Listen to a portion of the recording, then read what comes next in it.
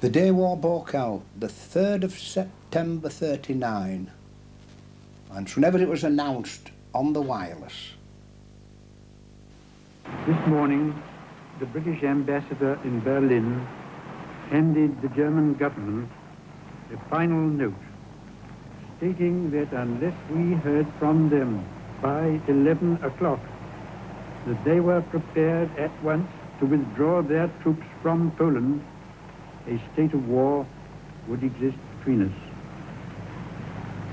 I have to tell you now that no such undertaking has been received, and that consequently this country is at war with Germany. When the war started, at that time I should only be about 17, nearly 18. And 18 years of age, well, you had to go somewhere. You were sent either into munitions, in the forces, or whatever.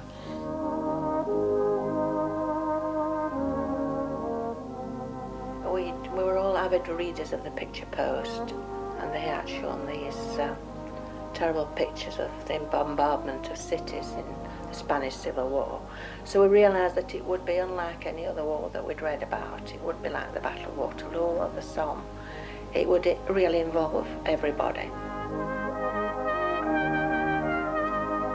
To me, it was just something which happened, something which had to be done, so we had to do it. And that was it. I joined the Home Guard in 1940. Before the Home Guard started, it was called the Local Defence Volunteers.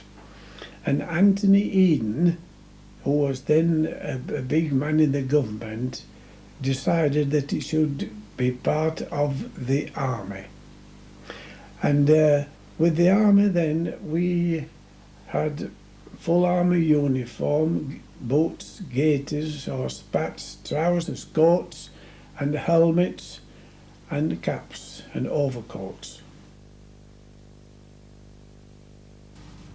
The idea of the Home Guard was that if the Germans attacked with the bombers and they dropped men out of the bombers to invade, there was some soldiers about armed with rifles to stop them and kill them, if you like.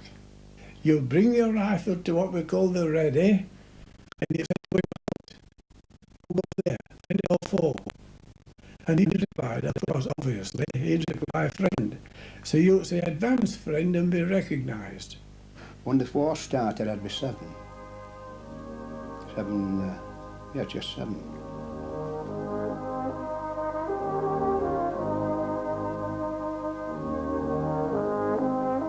Summer evenings or weekends, Saturdays, Sundays, if the weather was fine, they'd do little manoeuvres up and down your town with your own guard. And we'd be sat there on the canal wall watching them, or sat on the doorstep, and you'd get about 10 to 20 men coming on the street. Now they would be the enemy, and they would get hidden behind dustbins, behind walls, down the canal bank. And then a few minutes later, on the street, very determined, had come these chaps. They were looking for them, you see. We'd be sat there watching, and whenever they got near to where there were a fellow behind the wall, we'd say, "He's here, mister, he's here." And the fellow would jump up, and then they'd start arguing. Say, "You're dead." "I'm not dead. You wouldn't have a kid in war pointing me out to you." I said, "You're dead." And that's how we'd leave them. They'd be arguing like bloody hell. I was 15 years old when war broke out.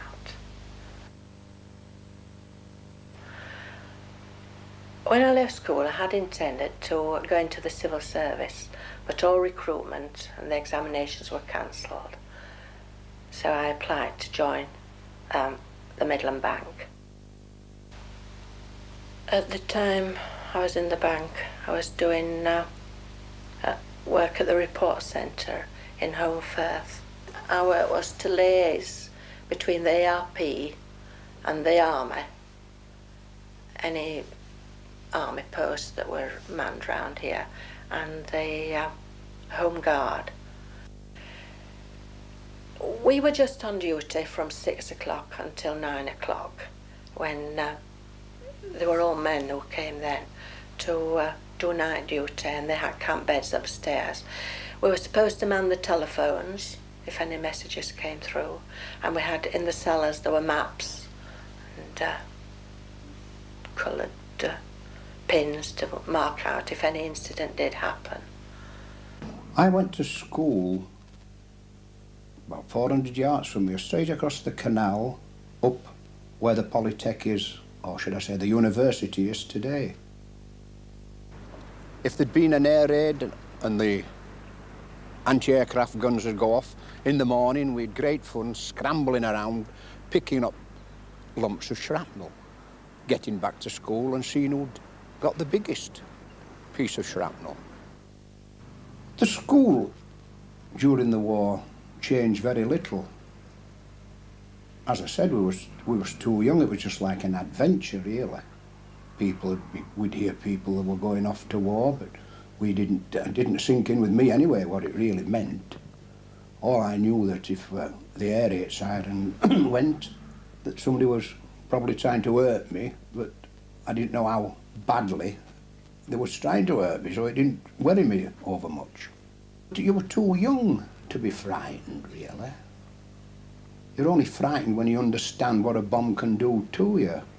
The only really time I was frightened was the aircraft crash near Castle Hill, because we didn't know till we got there that it was one of our aircraft that had crashed. We thought that it was an enemy one, you see, and that, frightened us a bit, I suppose. Normally, I wasn't frightened. I didn't think things about it at all. It was just another job to be done. We had to do it. I had 3 brothers away in the forces, and then of course I had a sister in munitions as well. And so, being the youngest of the family, I really wanted to go in the Air Force. And but my mother said, no, you can't. Although my friend went, naturally I wanted to go as well. I was set on at David Brown's munitions at Crossland Moor, which is just outside Huddersfield. I was on a hobbing machine, which was literally making tools to make tools for the Air Force. It could be a dangerous job in the sense of if you happen to... you see, we didn't wear protective clothing in those days. They wear all sorts now. But the only protective clothing we wore was for the ladies wore hats, a sort of a cap. I had to give up work at the report centre when I started working at the Midland Bank, because it became statutory if you worked in an inner city or an inner town where there weren't any residences, to do fire watching at night.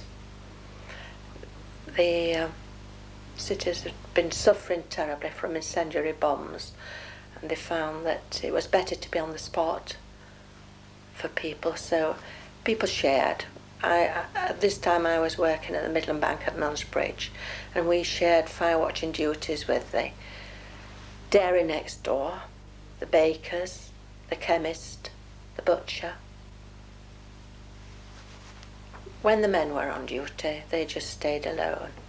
But when we were on duty, we had, there were always 2 girls on duty. There was always traffic passing, so we never really felt lonely. And we did have the radio for entertainment. Also, people did ring us up, family or friends did ring us up to chat to us whilst we were there to make sure we were all right. The age we were sheltered a little bit by your elders, weren't you? Your mother and father, or your elder brothers and sisters sheltered a little bit, or shoved a little bit of something your way which they would do without. If somebody gave you sweets, it was out of their ration. If you got an extra bit of butter, it was either from your mother or some other member of the family. If somebody was to say to children today, we're having a jelly for tea and bread and butter, they'd sit down at the table and look at the mother and say, where's the rest of it? Aren't we having anything? They would expect something else. But if my mother says to me, some summer day, she says, we're having jelly for tea, Charlie, I was, whoa! And a bit of bread and butter, and that was it. Jelly, bread and butter, a pot of tea, and you enjoyed it. The war, to remembering, as I said, it's the age you are when you, the period you're going through. If you're going through that period at age 25, it'd affect you more than it would at 10 or 7 or whatever. It didn't affect me in a bad way anyway. We had seen the glow in the sky over Sheffield when that was suffering from bombardment, and in Home Firth we could hear the bombers going on. A moonlight night, you always knew that they were going over to Liverpool or Manchester. We felt quite vulnerable when we were fire watching in Millsbridge, because we were in a basin surrounded by firms which were on war work, such as David Brown's, the Tractor People, the ICI down Leeds Road, Brook Motors, and we felt that we could very easily have an incident there. I was in the reserved occupation, and in the part I was in, the section I was in was the experimental department. So a lot of the things we did we were not allowed to mention at all, because they were parts specifically for the Army, for the Air Force, for the Navy. Because we knew and we understood that the Germans had David Browns on their list to bomb. Propaganda that was put out by your own people against the German, he was a terrible fella. And to get this into your mind, it's no good I'm saying they're just like three Goldilocks and the Three Bears. You'd never want to shoot them, would you? They've got to be nasty little fellas or nasty big fellas. Things that happened during the war, 9 times out of 10 are exaggerated, aren't they? You get, well, I can remember one about the bomb that dropped at the end of the street here. I've lost all faith in history, because 3 days after the incident here with the bomb, I was cadging some sandwiches off some workmen across the road there at Lawton's Mill, and they started talking about the bomb that dropped on the island. And one said, bloody hell, that poor goat got a right shock. Turned white overnight. The goat was always white. And I tried to explain that. I said, hey, mister, that goat were always... Shut up, what do you know about it? Nobody would believe me. So 3 days later, from an incident that was only 300 yards as the crow flies from them men, they had changed a goat from white to black and black to white. So what chance have we with history that goes back 3,000 years? At a bloody apple.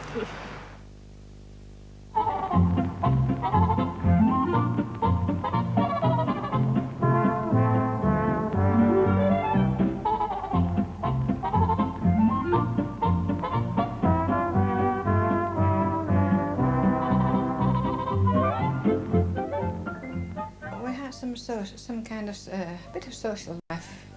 It was more during the night shifts, during the dinner break between 12 and 1 o'clock, and it was they had some little bits of entertainment, if you like, in one corner, but they also had perhaps 2 or 3 in the band.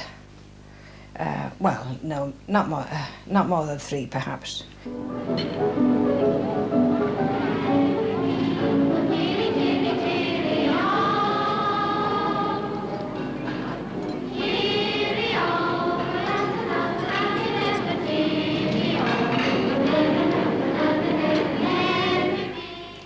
man. He was a beggar. He was a married man, of course. And he used to get hold of the girl's waist and a quick flick over so that she was upside down, you see. And of course all the skirts fall over the, down, and a quick flick back. And there was eyes popping all over, men's eyes popping, and that sort of thing, you see. And depending what you're wearing underneath, well, there was quite a spectacle at times. The cinema was very popular during the war. It was easy to go to. They made arrangements. They voted to open the cinemas on a Sunday, which had never been known before, so that the men who were stationed locally had something to do on Sunday. The main entertainment was the cinemas. There were 20 cinemas in the Huddersfield area. That was the main entertainment.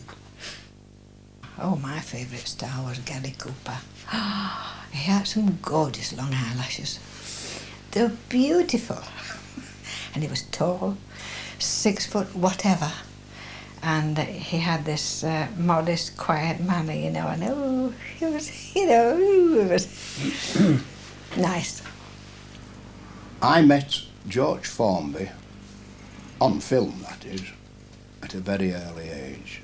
And I fell in love with his music and his ukulele playing.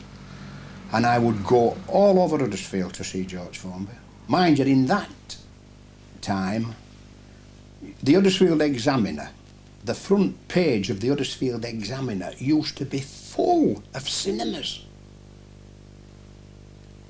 That was just in and around Huddersfield. So if you wanted, you could follow George Formby every day of the week. George Formby is the man that brings back all the memories of the war for me. He was the man who kept us going with all his funny little silly songs. Sitting on the sofa, Georgie said, I've lost my heart. I don't know much about love, but I'll kiss you for a start. He mucked about for half an hour, then said I must depart and go working down the old coal hole. People take the mickey out of Formby, or out of people who play the ukulele. Not everybody, but quite a number do. Think the old songs, they're all silly, stupid songs. But to me, when I hear, I'm guarding the home of the home guard, I'm guarding the home guard's home. Now all night long I'm steady and strong, I'm doing what I'm told and I can't go wrong. There's lots of ladies I salute, there's one old dame, she's rather cute, she'd rather see me parachute. I'm guarding the home of the home guard, I'm guarding the home guard's home. When I hear silly little songs like that, it takes me back to 7, 8, 9, 10-year-old, when I've just managed to get threepence off my mother, or I've sold a couple of bloody jam jars, and I'm dashing off to see old George. That humour's gone, hasn't it? Never come back neither.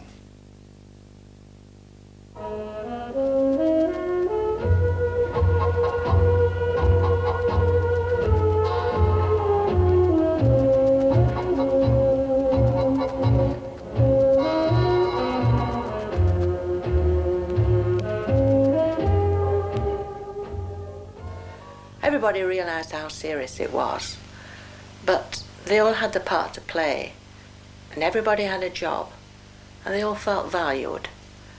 There was a spirit of, it depended on them, they had to help each other, because they all had somebody who was in the forces.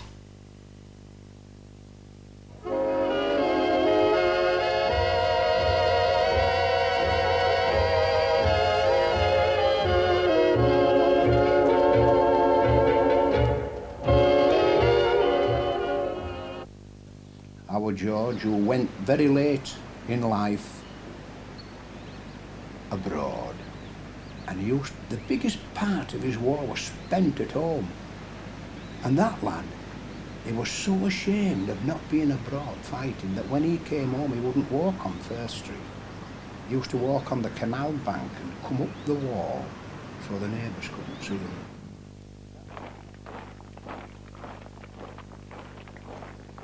It was like an adventure. Where's this fella come? I mean, who is it today? All the kids are looking up to a fella called Schwarzenegger. He's done nothing at all, only grow a few muscles and ponce about on a bit of film. But these were proper warriors. These were the lads who was keeping Adolf from the door. In fact, my sister's own husband went all through the war, Billy Casson. And poor old Billy, he got shot, very, very badly wounded, and 6 weeks later, the war ended. He lost an arm, he had a hole in his head where he'd been hit with a rifle butt, he'd been shot through the stomach, the muscle on the arm had been shot away, and he lived another 20 years after that. Them were your heroes. He hadn't a lot of muscles, but he were a hero. And them were the fellas I used to love listening to.